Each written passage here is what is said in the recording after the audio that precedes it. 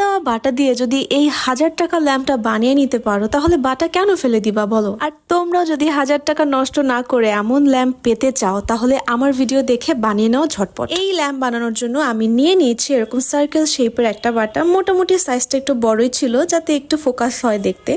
আর এটা এত হার্ড ছিল না যে কোনো নর্মাল কেচি দিয়ে কাটা যাচ্ছিল না। আমি কি করেছি, চাকু পুড়িয়ে এটা সুন্দর শেপ মতো কেটে নিয়েছি। কি অবস্থা জানো, এই বাটানা আমি অনেক আগে রেখে দিয়েছিলাম যে আমি এইটা বানাবো বলে, বাট মাঝখানে এত কিছু মাথায় চলে আসে, ওইটা বানাতে বানাতে না এটা অনেক পিছনে চলে গিয়েছে। বাট সেদিন চোখের সামনে আসলো, ভাবলাম যে আচ্ছা এখনই আমি বানিয়ে নিই। এখন এই হাফ সার্কেল বাকেটটার মাপ নিয়ে আমি পেছনে ব্লক করার জন্য একটা কাগজ কেটে নিব, মানে হার্ড টাইপের কাগজ। এটা একটা জুতার বক্স ছিল, তোমরা যে কোনো টাইপের কাগজের বক্স নিয়ে এরকম পেছনটা ঢাকার জন্য মাপ দিয়ে কেটে নিবে। এখন হচ্ছে সব থেকে ফানি অ্যান্ড সিক্রেট পার্ট, সেটা হলো তোমরা যে স্টোরগুলোতে দেখো হ্যাঙ্গিং এই ল্যাম্পগুলো, সেখানে কিন্তু স্টেইনলেস স্টিলের পাইপগুলো দেওয়া থাকে। এখন বলো তো আমি কোথায় পাই ওই স্টেইনলেস স্টিলের পাইপ?